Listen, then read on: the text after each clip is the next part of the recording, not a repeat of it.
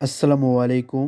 SSC 2026 ব্যাচের শিক্ষার্থীরা, আপনাদের অবশ্যই মদ্যক নির্ণয় এটা আসার সম্ভাবনা 95%। নিয়ম হচ্ছে এক।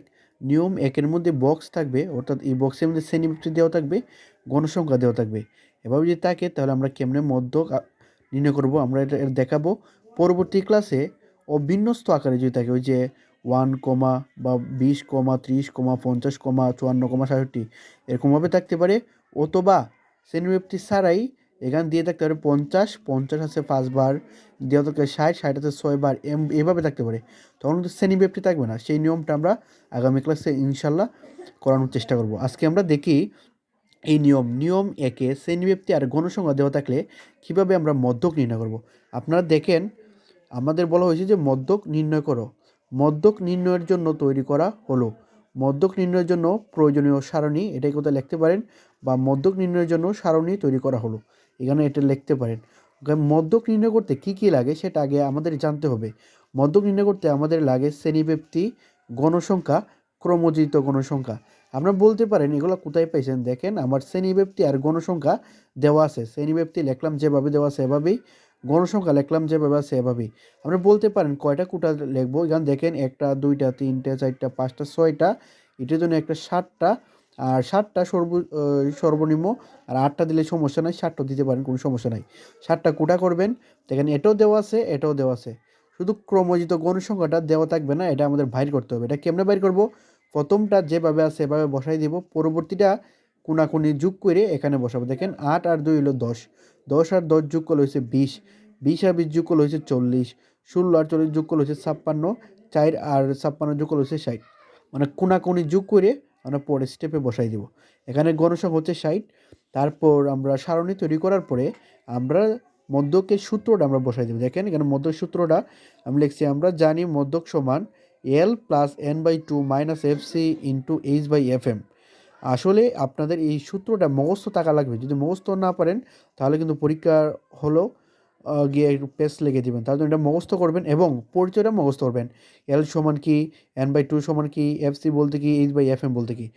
দেখেন এই সাইডে আমরা মানটা লিখলাম। এল বলতে যে শ্রেণীতে মধ্যক অবস্থিত তার নিম্নসীমা। এখন মধ্যক কোন শ্রেণীতে অবস্থিত বা মধ্যক শ্রেণী কি, এটা আমরা টুকাই বাইর করব। এখন দেখা যাক আমাদের গণসংখ্যা কত।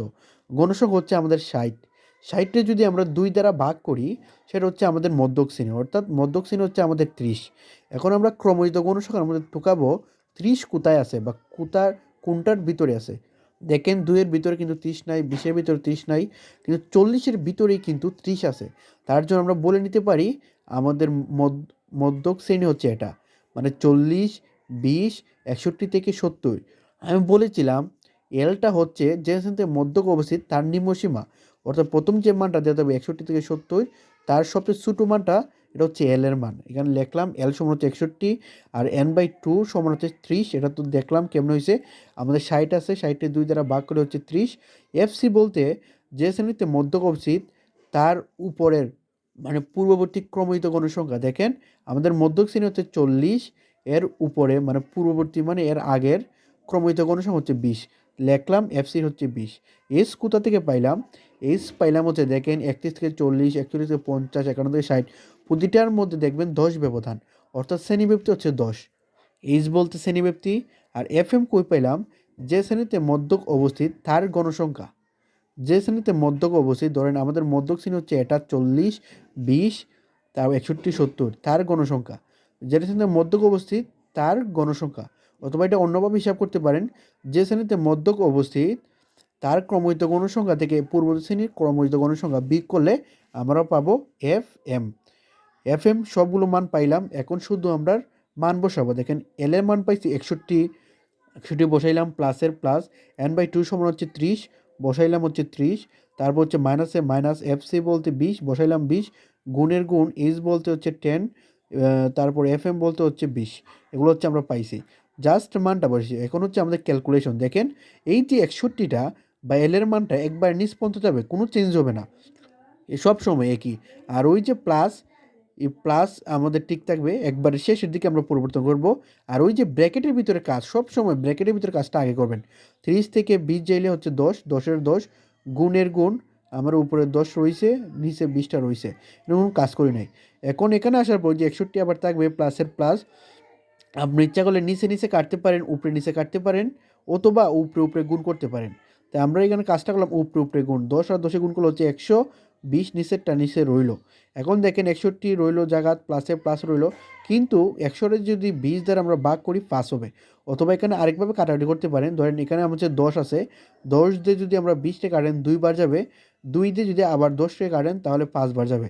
তাহলে ঘুরে মুড়ে আমাদের রেজাল্টটা কিন্তু 5ই আসবে। অর্থাৎ 61-র সাথে যদি 5 যোগ করেন আমাদের মধ্যক হয়ে যাবে 66। অর্থাৎ আমি আপনাকে বলছিলাম মধ্যক সীমা, এই যে মধ্যক শ্রেণীর মধ্যেই কিন্তু আমাদের মধ্যকটা থাকবে। ধরেন 61 থেকে 70-এর ভিতরেই আমাদের মধ্যক থাকবে। যদি আমাদের 74 হয়ে যায় বা 60 হয়ে যায় তাহলে কিন্তু আমাদের ভুল হবে। অর্থাৎ আমাদের যে কোনোভাবে 61 থেকে 70-এর ভিতরে যে মানটা পাবো সেটা হচ্ছে মধ্যক। যেমন আমরা 61 থেকে 70-এর ভিতরে 66 পেয়েছি, অর্থাৎ আমাদের মধ্যক হচ্ছে 66। পরবর্তী ক্লাসটা পেতে অবশ্যই আমাদের চ্যানেলটি সাবস্ক্রাইব করে রাখবেন।